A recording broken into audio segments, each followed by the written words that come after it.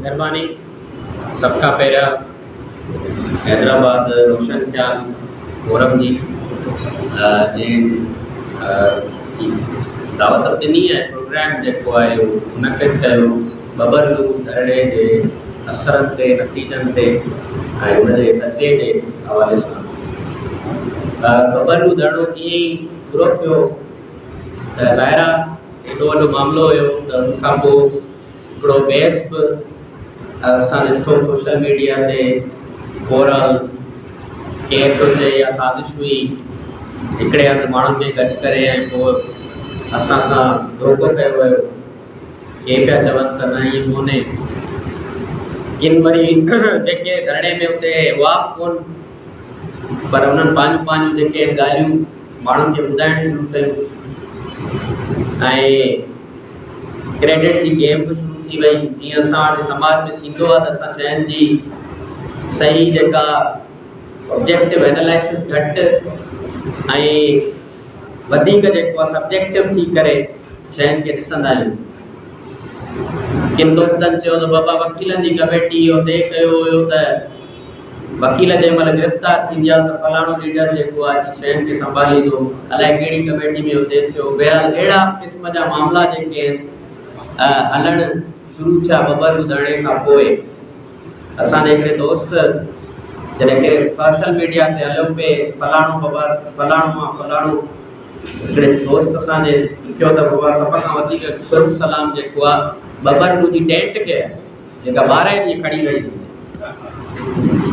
सो इन्हनि सभिनी शयुनि खे छॾे करे ही जेके संजीदा वेहकूं आहिनि इहे मां सम्झां थो त असांखे सम्झाइनि थियूं त बेसिकली ही जेको धरणो आहे या जेका तहरीक वीक मां कोन चवंदुसि, तहरीक जेका आहे उन जा असां कहिड़ा कहिड़ा नतीजा निकिता या कहिड़ो उनजो असरु आहे। पहिरियां जेका अहम शइ आहे उहा इहा आहे, मां सम्झां थो मूं वटि 4 पॉइंटूं आहिनि जेके मां तव्हां वटि रखंदुसि। पहिरीं जेका अहम शइ आहे उहा ठीकु ॻाल्हि पहिरियां ॾाढी सुठियूं हुयूं त माण्हुनि खे जेको अहसासु आहे पंहिंजी कलेक्टिव विल जो विल उहा रिस्टोर थियणु, ऐं उहा विल कहिड़ी, उहा नेशनल पॉपुलर पॉलिटिकल विल। त असांजो हथियार कहिड़ो आहे, दुश्मन जी वीकनेस कहिड़ी आहे। मूंखे यादि आहे त डॉक्टर्स जी कन्वेंशन हुई 11 अप्रैल ते ऐं 12 अप्रैल ते लॉयर्स कन्वेंशन हुई जंहिंमें इहो फ़ैसिलो थियणो, पर ज़ाहिर ॻाल्हि आहे वकीलनि असां सभिनी खे ख़बर ई इहो ई फ़ैसिलो थियणो आहे। उते मां हिकिड़ी ॻाल्हि कई त बाबा सॼी दुनिया खे ॿुधाईंदासीं पंहिंजो केस, पर जेसि ताईं पंहिंजी स्ट्रेंथ ऐं दुश्मन जी वीकनेस ते धकु कोन लॻंदो तेसि ताईं कोन मञीदा। ऐं उहा असां हिस्टोरिकली नैरेटिव में ॿुधाईंदा रहिया आहियूं त बाबा सिंध पाकिस्तान खे हलाए थो, हितां कोयलो वञे थो, हितां गैस वञे थी, सिंध खां कम्युनिकेशन लाइन्स खां सवाइ फेडरेशन हली कोन थी सघे, पंजाब जेको आहे बीह कोन थो सघे, पंजाब लैंड लॉक आहे। इहे सभु शयूं असां पंहिंजूं जोग्राफिकल पॉलिटिकल ऐं स्ट्रेटेजिक जेका अहमियत आहे उहा असां थियरी में त ॿुधाईंदा रहियासीं, पॉलिटिकल वर्कर त ॿुधाईंदो, अवाम जेको आहे उनखे एक्सरसाइज़ कयो, पंहिंजे उन हथियार खे कलेक्टिवली 12 ॾींहंनि लाइ। ऐं जॾहिं उहो एक्सरसाइज़ कयो त असांखे नतीजा जेके आहे मिली आहे त उन्हनि जूं रड़ियूं निकिरी वियूं, उन मां ऑक्सीजन निकिरी वई। ऐं जेका पोइ हार्ड स्टेट उन खां पहिरियां ई 4-5 ॾींहं पहिरियां जेको आहे जनरल साहब असांखे हार्ड स्टेट जो जेको लेसन ॾिनो हुयो, ऐं उहो हार्ड स्टेट 12 ॾींहंनि में छो त ऐं इहा जेका शइ आहे कलेक्टिव एक्सरसाइज़ ऑफ द विल उहा माण्हुनि जी याददाश्त में हमेशह लाइ वई हली। जॾहिं भेरिया टाउन जो धरणो थियो 6 जून 2021 ते माण्हुनि चयो त हिन में पसपाई मिली आहे। असांजो मौक़िफ़ इहो हुयो त याददाश्त जेका हूंदी आहे उहा लाशऊर में अवाम वटि हूंदी आहे, ऐं जॾहिं ॿियो दफ़ो ईंदी आहे त उन खां वधीक शदीद ईंदी आहे। इन करे हाणे जेका एपिसोड हूंदी उहा बबरलू खां वधीक शदीद हूंदी। पहिरियों जेको असां असलात आहे उहा इहा आहे, पर बबरलू त हिकिड़ी कल्मिनेशन हुयो या बबरलू त हिकिड़ो सिंबल थियो। हीअ जेका मूवमेंट आहे जीअं दोस्तनि हिन ते मुख़्तलिफ़ राया रखिया या मुख़्तलिफ़ पंहिंजा एंगल्स ॿुधाया जेके बिल्कुलु दुरुस्त हुआ, पर मां जीअं सम्झां थो त पहिरियां पॉलिटिकल पार्टीज़ इन इशू खे माज़ी जे अंदरि बि सिंधु दरिया जो सवाल हुजे, ज़मीन जो सवाल हुजे, उनखे तरक़ी पसंद वतन दोस्त पॉलिटिकल पार्टीज़ सेंसिटाइज़ कंदियूं आहियूं। ऐं हिन तहरीक जे अंदरि 2023 में बोर्ड ऑफ इन्वेस्टमेंट एक्ट में SIFC ठहियो। उन वक़्तु कंहिंखे ख़बर आई आहे?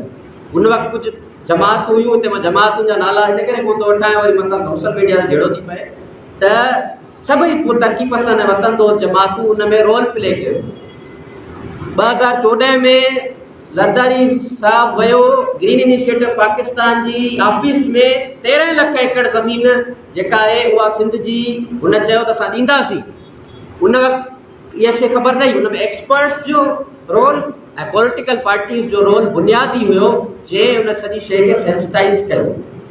उनखां पोइ असांखे सिंधी समाज जे अंदरि ईंदड़ तब्दीलियूं, कैफ़ियती तब्दीलियूं, उन जो जाइज़ो वठणु घुरिजे। लोपान हिकिड़ी ॻाल्हि सही कई, उनखे उन सिविल सोसाइटी जो नालो ॾिनो, पर नए क्लास जी जेका आहे न उभरण ऐं नयनि चेहरनि जो जेको उभरण, उनखे रुगो चेहरनि जी सूरत हाल में न ॾिसणु घुरिजे। उनखे इन सूरत हाल में ॾिसणु घुरिजे त सिंध हिकिड़ी ट्रांज़िशन मां गुज़रे थी। ऐं उहा ट्रांज़िशन कहिड़ी आहे? साईं ॻाल्हि कई मिडिल क्लास जी। मां उनखे इन रिवायती अंदाज़ में नथो ॾिसां त जागीरदार versus middle class. Peoples Party सिर्फ़ु जागीरदारनि जी पार्टी कोन्हे। पीपल्स पार्टी जो जेतोणीकि पावर सेंट्रिक लेटेड एलीट आहे, पर आफ्टर 2000 ऐं 2008 जीअं जीअं रियल एस्टेट जी बिज़नेस, न्यू लिबरल बिज़नेस आई आहे, त पीपल्स पार्टी जो हाणे पावर बेस उहो न्यू अपर मिडिल क्लास, उहो कॉन्ट्रेक्टर ऐं ठेकेदार बि आहे, जेको हाणे पॉलिटिकल पेट्रोल थी कमु करे थो। ही परेशान छो आहिनि क्लासिकल जागीरदार फैमिलियूं? पीपल्स पार्टी छो त पीपल्स पार्टी हिकिड़ा नवां वॾेरा पैदा कया आहिनि जेके तालुक़ु लैंडेड एलीट सां कोन था रखनि। उहे तालुक़ु रखनि था इन न्यू प्रोफेशन्स ऐं न्यू क्लास सां। जंहिं क्लास के पंजाब जे अंदरि इंतहा पसंदी जी सूरत में मज़हबी जमातुनि ऐं PTI जी सूरत में जंहिं क्लास ज़ाहिर कयो आहे, हिते पीपल्स पार्टी उनखे पेट्रोनेज फराहम कई आहे। कासमाबाद में जेको असांखे रूल करे थो, को वॾेरो आहे त क्लासिकली ठेकेदार आहे हिकिड़ो माण्हू, जेको हिन सॼी जेका शहूरी शहर ते जेको आहे रूल करे थो। इहो होम मिनिस्टर जेको आहे वॾेरो आहे, हिन पीउ बि वॾेरो कोन हो। ही आम माण्हू हुयो हिकिड़ो ठेकेदारीअ मां, हाणे जतो ई अगीची में हथु विधा अथई, जेको क्लासिकल जागीरदार आहे। त हिकिड़ो न्यू क्लास बि पैदा कयो आहे पीपल्स पार्टी। हिकिड़ी शइ असांखे ईअं ॾिसणु घुरिजे। ऐं उन सां गॾोगॾु पीपल्स पार्टी असां वटि हिकिड़े मिडिल क्लास जी हिकिड़ो त क्लासिकल मिडिल क्लास असां वटि हो जेको नौकिरीअ मां पैदा थियो हुटे दौर में, पर हिकिड़ो असां वटि मिडिल क्लास उहो बि थियो जेको 91 ऐं 2000 खां पोइ डिफ्यूज़ थी वियो मुख़्तलिफ़ नवनि प्रोफेशन्स में। पोइ वकीलनि जी सूरत में, सहाफ़त जी सूरत में, NGO जी सूरत में, डिजिटल प्लेटफॉर्म जी सूरत में, उन सां डायस्पोरा जी सूरत में, उहो डिफ्यूज़ जेको मिडिल क्लास आहे उनजो असांखे फ़ाइदो इहो आहे त उन जे करे असांजो जेको नैरेटिव आहे, कल्चरल जेको नैरेटिव आहे, उहो डिफ्यूज़ थियो आहे सॼी दुनिया में। पंजाब ऐं KP जो मिडिल क्लास इंतहा पसंदि आहे। असां वटि मिडिल क्लास जेको आहे उहो ॿाहिरि जा उहिदेदार हुजनि। असांजा अक्सर पुराणा माण्हू जेके आहिनि उहे वकालत में विया, हाणे ॿाहिरि जा चङा मुड़ुस आहिनि, उहिदेदार आहिनि। त उहो मिडिल क्लास डिफ्यूज़ थियो, पर उनखे सम्झण जी हिकिड़ी ज़रूरत आहे त ऐं हिन मां प्रैक्टिकल तव्हांखे तजुर्बो ॿुधायां थो वकीलनि जी तहरीक मां, त उन मिडिल क्लास जी पैट्रनाइज़ेशन ते केतिरो ख़र्च कयो आहे पीपल्स पार्टी 18 सालनि में। ही ॿाहिरि जा जेका असां वकील आहियूं, ॿाहिरि जा जेके उहिदेदार आहिनि, केतिरी इन्वेस्टमेंट आहे लॉ मिनिस्टर जी ऐं पीपल्स पार्टी जी ॿाहिरि जे उहिदेदारनि ते। हिते इंदरजीत साहब कोन वेठो आहे। दिसंबर में असां एप्लीकेशन ॾिनीसीं हाईकोर्ट बार खे त असांखे कॉन्फ्रेंस करणु ॾियो, 200 वकीलनि जी नौजवाननि जी साइन कराई हुईसीं, असांखे इजाज़त कोन मिली हुई। तॾहिं SP जो धरणो जेको ज़िया लंजार जे ख़िलाफ़ लॻो, उन में उहे नौजवान वकील को ॿाहिरि जो उहिदेदार कोन हुयो, छाकाणि जो बारू सहाफ़त ऐं इहो जेको डिफ्यूज़ मिडिल क्लास आहे उन ते बि पीपल्स पार्टी जी पैट्रनाइज़ेशन आहे। ऐं जॾहिं अवाम उथियो त पोइ मजबूर थी हिन तहरीक में शामिल थिया। तंहिं करे इहो सम्झण जी ज़रूरत आहे त हिकिड़ो न्यू क्लास पैदा थी रहियो आहे। उनखे मां चवां थो त जंहिंजी उमिरि आहे 20 खां 30 साल जे विच में, उनखे आउं हमेशह चवंदो आहियां डिस्पोजेस्ड क्लास। जेको इन सिस्टम में इनकॉर्पोरेट नथो थी सघे, वो वर्किंग क्लास हुजे या लो मिडिल क्लास नौजवान हुजे, उहो आहे जेको असुल इंजण आहे, जे चार मार ते पहिरियां तव्हां चओ कन्फ्रंटेशन में वकीलनि तब्दील कयो, पहिरियां कन्फ्रंटेशन जेका आहे उहा शागिर्दनि कई सिंध यूनिवर्सिटी में कन्फ्रंटेशन जी तहरीक, उनखां पोइ ॿी कन्फ्रंटेशन में नौजवान वकील कई जिन ज़िया लंजार जी जेका पंहिंजो फ़र्क़ लंजार जे गिची में हथु विधो, ऐं पोइ उते असां इहा ॻाल्हि इलाही सीनियर वकील असां सां दोस्त मिलिया त बाबा इन SP जी गाॾी सां भला छा थींदो हुयो, पकड़ी आहे गाॾी। असांजो बाबा ॻाल्हि इहा आहे त इन SP खे गिची में हथु विझंदासीं त ज़िया लंजार जी गिचीअ ताईं हथु वेंदो, ऐं हिकिड़ो दफ़ो ज़िया लंजार जी हथु गिची में वियो त पोइ केनालनि जो मामिलो बि थींदो। ऐं तव्हांखे यादि आहे जंहिं ॾींहुं फ़र्क़ लंजार जो नोटिफिकेशन रिमूव थियण जो निकितो, उन ई ॾींहुं ई हैदराबाद खां कराची केनालनि जी वकीलनि जी मार्च निकिती।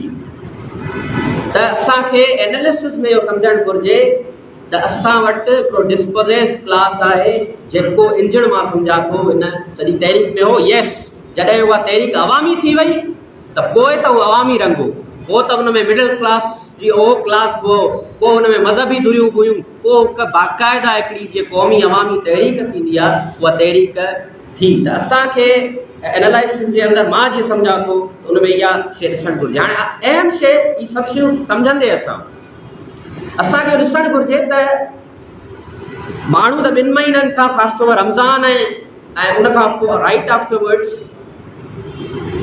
हज़ारनि लखनि जी तादाद में रोज़ जेको आहे माण्हू हर नंढा ॿार पूरी हिकिड़ी जनरेशन जेका आहे उहा पूरो जो अवाम जेको आहे ॿाहिरि निकिरी आयो।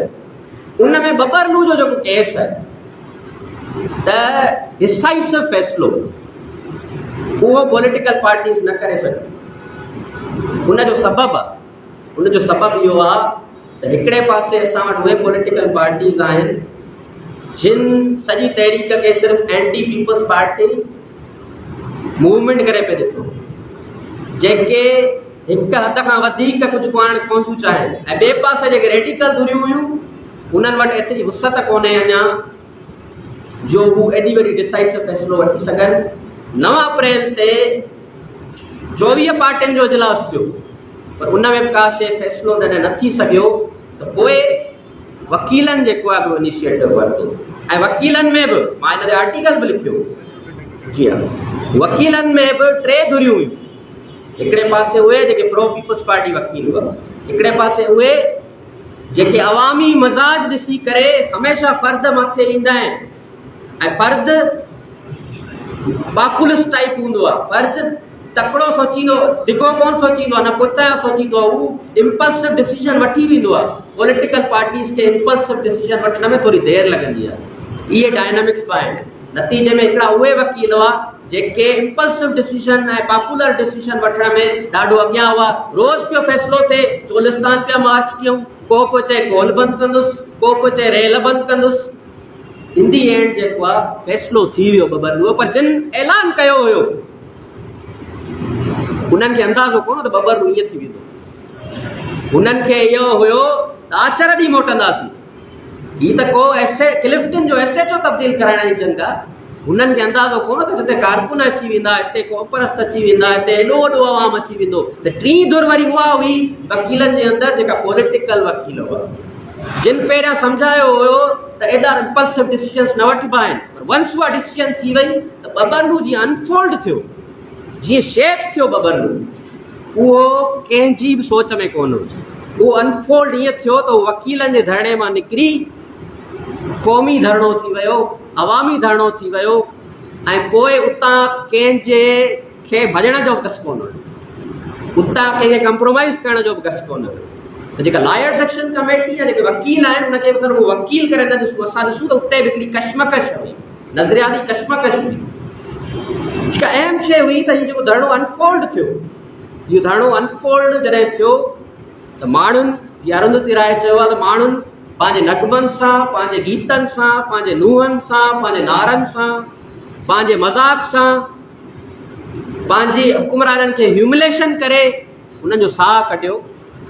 ऐं जीअं ॿिया सबब ॿुधाया साईं प्रोफेसर साहब, त उन्हनि खे झुकणो पियो, अनफोल्ड थियो। ऐं अहम शइ मां चवंदुसि त हुन बबरलू धरणे खे कार्पोरेट फार्मिंग ॾांहुं वठी वञणु, उनखे प्रॉपरली एंड कराइण में उन्हनि सियासी वकीलनि जो किरदारु हो, जिन उन्हनि खे प्रॉपरली एंड करायो त बाबा कमेटी ठहंदी, कार्पेट फार्मिंग ते ठहंदी, ईअं धरणो रात पेट में तब्दील को ख़तमु कोन थींदो। ऐं उहा कमेटी ठही, बाद में पीपल्स पार्टी जी इंटरवेंशन खां पोइ उहा कमेटी नई डिज़ोल्व करे हिकिड़ी नई कमेटी ठाही वई, ऐं उहा पीपल्स पार्टी जेका 13 मई ते चयो हुई असां कार्पेट फार्मिंग ते ॻाल्हियूं कंदासीं, उहा आई कोन, उहा कमेटी डिज़ोल्व थी वई, ऐं 24 तारीख़ ते वरी वकीलनि इहो चयो असां कार्पेट फार्मिंग ते निकिरंदासीं ॿाहिरि। ऐं इहा बि इम्पोर्टेंट शइ आहे त उन धरणे खे संभालींदड़ केरु हुआ। राति जो ही कारकुन आहे, क़ौमी कारकुन आहे, ही अवामी कारकुन आहे जेके उन धरणे खे संभालींदा हुआ। सखर टोल प्लाज़ा ते ही कारकुन असांजा कारकुन GSN जा हुजनि या कंहिं तंज़ीम जा हुजनि, सखर टोल प्लाज़ा ते पहिरों ॾियणो पवंदो, छो जो सखर बार में पीपल्स पार्टी जा वकील गाॾियूं छॾाईंदा हुआ पैसा वठी करे, छो जो फ़ोन ईंदी हुई मथां त बाबा फलाणे मेजर जी गाॾी आहे, हीअ त निकिरंदी। हिकिड़ो ज़बरदस्त डुअल पावर जो, हिकिड़ो 12 ॾींहंनि जो अवाम जो हिकिड़ो एम्ब्रियोनिक तजुर्बो हुयो उन इलाइक़े खे पंहिंजी ताक़त असर्ट करण जो। ईअं महसूसु थियो अवाम खे ॼण उन 12 ॾींहंनि में बबरलूते हुकूमत जेका आहे उन रियासत जी रिट न आहे, पर उन अवाम जी रिट आहे। इहो जेको तारीख़ी मां सम्झां थो जेका शइ आहे उहा इम्पोर्टेंट आहे। पेरिस कम्यून 72 ॾींहं हलियो हुयो न, उनजी तारीख़ी सिंबल छा आहे, उन मां प्रैक्टिस थी माण्हुनि खे त अवामी हुकुमरानी छा थींदी आहे, ऐं अवाम बि पंहिंजे हथ में फ़ैसिला वठी सघे थो तारीख़ जा। हुयो त उन ॾींहुं 12 था टुटनि। 12 ॾींहं इम्पोर्टेंट इन करे हुआ छाकाणि जो 12 ॾींहं में असांखे अहसासु थियो त बतौर क़ौम असां शयूं पंहिंजे हथ में वठी सघूं था ऐं फ़ैसिला मञाए सघूं था। सिर्फ़ु हिकिड़ी आख़िरी ॻाल्हि कॉन्स्टिट्यूशनली हिकिड़ी ॻाल्हि हले पई त बाबा इहे त सभु कामयाबियूं थियूं, पर के माण्हू चवनि था त असांखे लॉलीपॉप ॾिनो वियो आहे CCI जे अंदरि, ही फ़ैसिलो ग़लति आहे। मां हिन ते ॻाल्हि रखणु चाहींदुसि त आर्टिकल 154 तहत 155 तहत पाणी जो मसइलो न वज़ीर आज़म डील करे सघे थो, न सदर डील करे सघे थो, CCI डील करे सघे थी अगरि उन ते इख़्तिलाफ़ आहे त। कुझु दोस्त चवनि था त बाबा इहो CCI त फ़ैसिलो कयो ई कोन्हे। CCI फ़ैसिलो कयो आहे त कंसेंसस सां जे न रहे त पोइ हिते राखियूं सभु वाटर अवेलेबिलिटी सर्टिफिकेट बि, चौबारा केनाल जो बि ऐं चोलिस्तान जो बि, ऐं दुबारा जॾहिं अगरि जेकॾहिं कंदा त वरी हिननि खे कंसेंसस बहाल करणो पवंदो, छो त आर्टिकल 154 में मेजॉरिटी ओपिनियन आहे CCI में। फर्स्ट टाइम थियो आहे त कंसेंसस जे बुनियाद ते थियो आहे। अगरि उनखे इन फ़ैसिले खे वापसि कराइणो आहे पंजाब खे त वरी जॉइंट पार्लियामेंट सॾाए करे इनखे रद्द कराए ॾे। त मां इहो नथो चवां त हीअ केनाल बंदि थी आहे या हमेशह लाइ ख़तमु थी आहे, पर पोइ हिते अटिया असांखे चौकीदारी करणी पवंदी। सिंधू ते धाड़ो जारी आहे। कालाबाग डैम जे ख़तमु थियण सां सिंधू जो धाड़ो जेको आहे ख़तमु कोन थियो हुयो, धाड़ो जारी आहे। ज़मीनुनि ते वालार जारी आहे। मिनरल एक्ट अचण वारो आहे। इन करे वकील, सियासी जमातूं, असां सभु खे इहो सम्झणु घुरिजे त हीअ तहरीक हुई न, हीअ तहरीक आहे ऐं हाणे असांखे ॿिए फेज़ में वरी रोडनि ते अचिणो पवंदो इन्हनि सभिनी वसीलनि खे बचाइण लाइ। तॾहिं असां इहो चई सघंदासीं त असां कामयाबी हासिलु कई ऐं असां वाक़ई क़ौमी अवामी इरादे जो इज़हार कयो।